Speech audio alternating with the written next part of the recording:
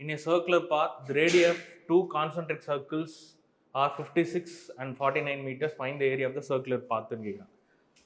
இப்போ கான்சென்ட்ரிக் சர்க்கிள்ஸ்னால் என்ன எப்படி இருக்கும்? இதுதான் கான்சென்ட்ரிக் சர்க்கிள்ஸ். இந்த கான்சென்ட்ரிக் சர்க்கிளில் இதுதான் அந்த பாத் கிரியேட் ஆகுது. ஸோ அந்த பாத்தோட ஏரியா தான் அவங்க கேட்குறாங்க.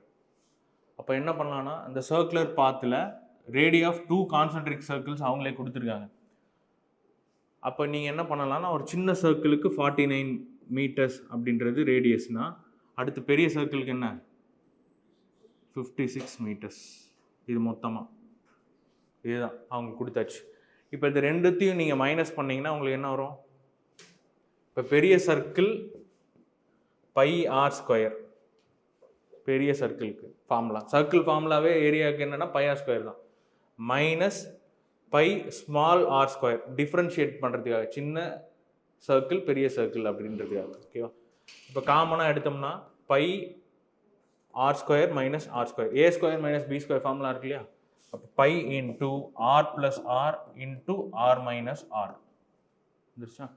இப்போ நெக்ஸ்ட் 22/7 ஆர் ப்ளஸ் ஆர் என்ன? 56 ப்ளஸ் 49 என்ன வரும்? 105. அதே 56 மைனஸ் 7, அப்போ இந்த 7 7 கேன்சல் ஆகிடுமா? இப்போ இதில் பண்ண முடியாது. இப்போ என்னென்னா லாஸ்ட் டிஜிட் 0 வரணும்னா 4 ஆப்ஷனுமே 0 தான் வருது. இப்போ நீங்கள் மல்டிப்ளை பண்ணி தான் போடணும். 210 210 0 1 3 ஆன்சர் வந்து 2310.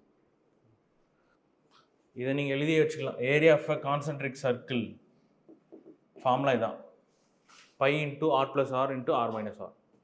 அதாவது இந்த பாத் கேட்டாங்கன்னா, ஸோ இந்த பாத்தோட ஏரியா பை ஆர் ஸ்கொயர் இல்லைனா pi into r square minus small R square.